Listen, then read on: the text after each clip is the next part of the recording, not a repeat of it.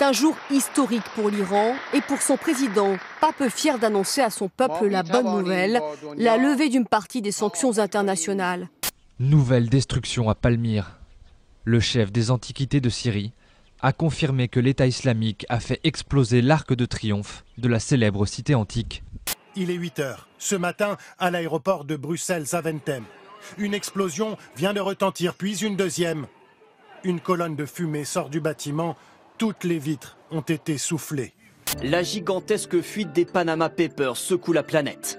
Des milliers de comptes cachés, des sociétés offshore révélées au grand jour. Et parmi les fraudeurs mis en cause, 1 millier de Français évadés fiscaux. La Seine n'est plus un long fleuve tranquille. Et dans Paris, elle a volé la vedette à la Dame de Fer.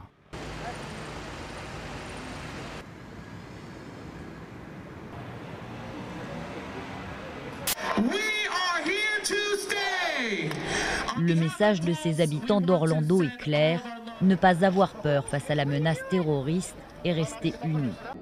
2h02 du matin, Omar Mateen, armé d'un fusil d'assaut et d'une arme de poing, tue le vigile à l'entrée, pénètre dans le club et commence à tirer. La police intervient quelques minutes plus tard. 49 personnes ont trouvé la mort et une cinquantaine a été blessée. Un couple de policiers tués à son domicile par un homme se revendiquant de l'État islamique. C'est ce qui s'est passé hier soir en France, dans la petite commune de Magnanville, à 60 km de Paris. Le meurtrier présumé, qui a été abattu par la police, était lui originaire de la ville voisine de Mantes-la-Jolie. Son nom, Larossi Abala, 25 ans. Il avait été condamné en 2013 pour association de malfaiteurs en vue de préparer des actes terroristes. Plus qu'une victoire, c'est un triomphe. Nous nous sommes battus contre les multinationales, contre les grandes banques commerciales, contre les grands politiques. Les mines déconfites, les militants du IN quittent progressivement les QG de campagne. Ultime coup de massue pour eux, le vote de Birmingham. La ville devait voter largement pour le Remain. Elle a finalement choisi de quitter l'Europe, à l'image du Royaume-Uni. Sur la promenade des Anglais à Nice, le feu d'artifice du 14 juillet vient de se terminer lorsque tout à coup, un camion fonce sur la foule. Rapidement, les forces de l'ordre abattent le conducteur et établissent un périmètre de sécurité tout autour du quartier. Les hélicoptères de la sécurité civile et de nombreux militaires se déploient sur les lieux. Les ambulances, elles, évacuent les nombreux blessés. Mais pour beaucoup, il est déjà trop tard. Voici les toutes premières images de la prise d'otage qui a eu lieu ce matin à Saint-Étienne-du-Rouvray, dans la banlieue de Rouen. Une prise d'otage sanglante, puisqu'un otage au moins a été assassiné.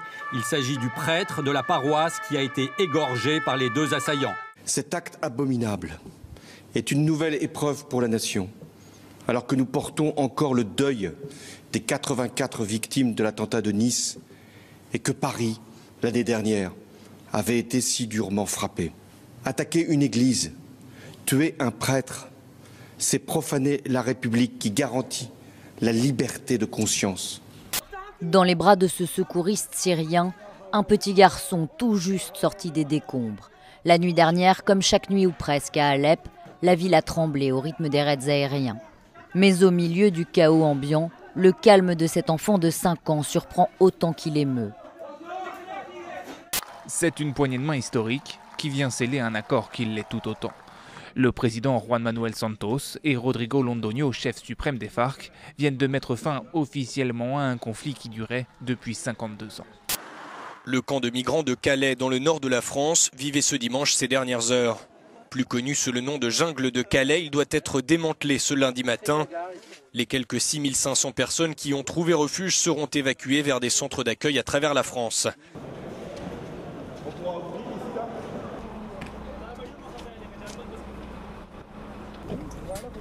I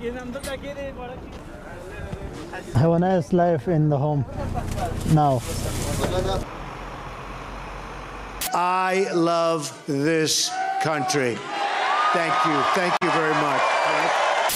25 de noviembre del 2016 a las 10:29 horas de la noche falleció el comandante en jefe de la Revolución cubana, Fidel Castro Ruz. La victoire me revient Et c'est une victoire de fond bâtie sur des convictions. Depuis 3 ans, je trace ma route à l'écoute des Français, avec mon projet, avec mes valeurs.